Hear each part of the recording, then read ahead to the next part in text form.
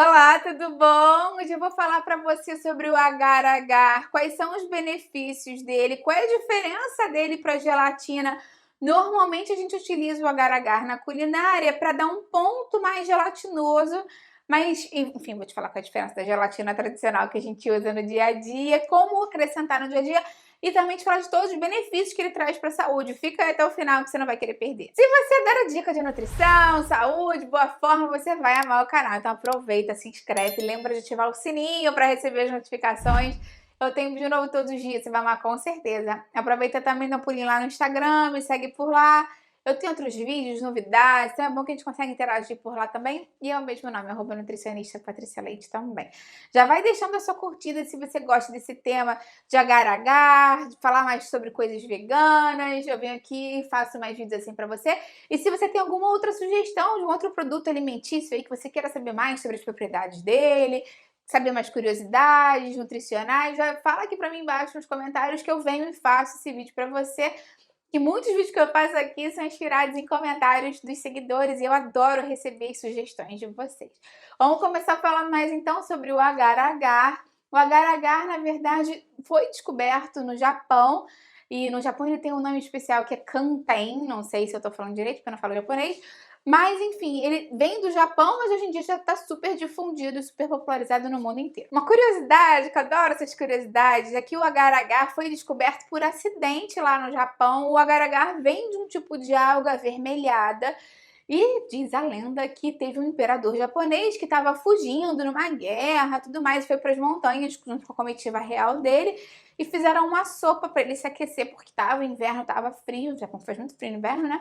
Neva e tudo lá. E aí eles fizeram essa sopa, colocaram essa alga e eu não sei se a sopa não estava muito gostosa, se fizeram a sopa demais, mas deixaram a tigela dessa sopa ao relento de um dia para o outro, porque sobrou essa sopa. E quando eles foram ver no dia seguinte, algumas horas depois, não sei exatamente, essas lendas são sempre assim, quando eles viram a sopa estava uma gelatina, estava gelatinosa. E foi aí que eles descobriram que essa alga avermelhadinha tinha essa capacidade de gelificar, de gelatinar, digamos assim, né?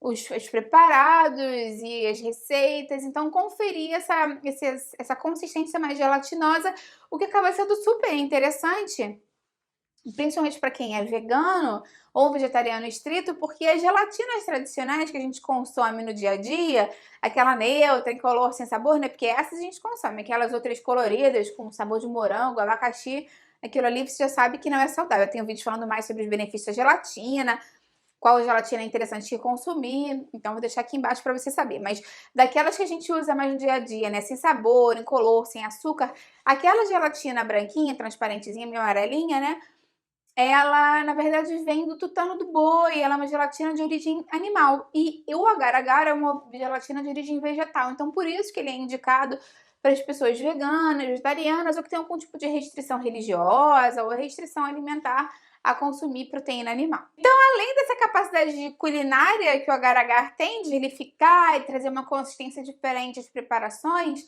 ele também traz alguns benefícios muito interessantes para a saúde. Um benefício muito notável dele é o auxílio na perda de peso.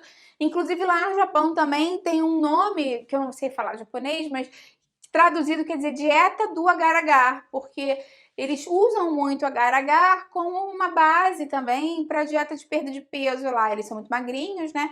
Eu tenho até um vídeo aqui falando mais sobre alimentação do Japão, curiosidades, como trazer parte desses hábitos para o dia a dia, para a saúde, para o emagrecimento. Eu vou deixar aqui embaixo para você na descrição.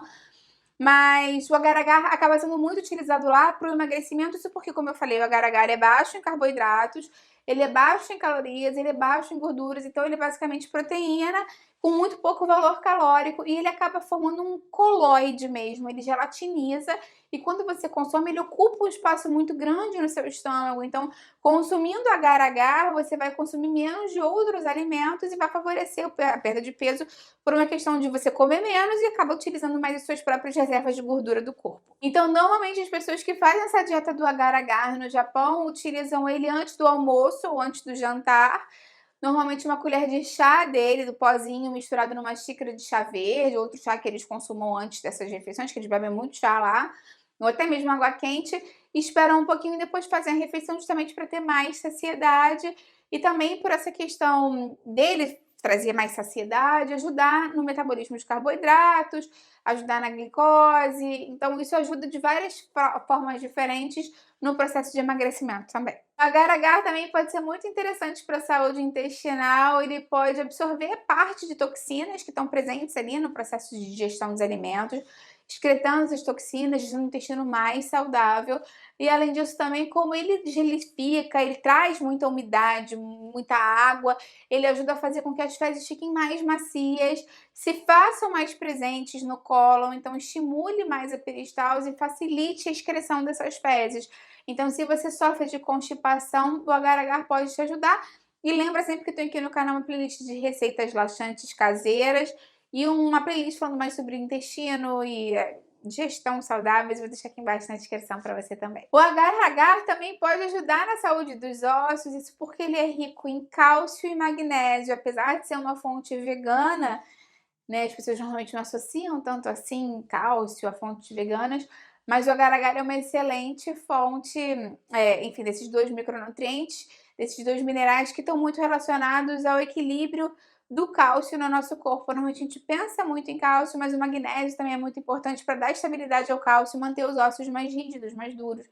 Então, é muito interessante saber, né, que uma forma muito prática de consumir no dia a dia mais cálcio e magnésio é através do agar-agar. O agar-agar também é muito interessante para a saúde do cérebro, memória, informação, retenção de informação, sinapses cruzadas, porque ele é rico em lactose, um nutriente que é super importante para o funcionamento cerebral e acaba sendo uma boa fonte dele. Então, se você adorou o agar-agar e quer acrescentar mais na sua alimentação, né, como usar? Normalmente a gente usa o agar-agar numa proporção, em substituição à gelatina, né, numa proporção de 1 para 1. Então, se você usar 10 gramas de gelatina, você usa 10 gramas de agar-agar. E normalmente a diferença é que a gelatina a gente hidrata, a gente derrete, esquenta no banho-maria ou no micro-ondas, e depois mas a gente não ferve, né? E depois a gente leva ela para a geladeira, onde ela firma. E se você tira o produto da gelatina fora da geladeira, ela fica molinha, né? Despenca, assim.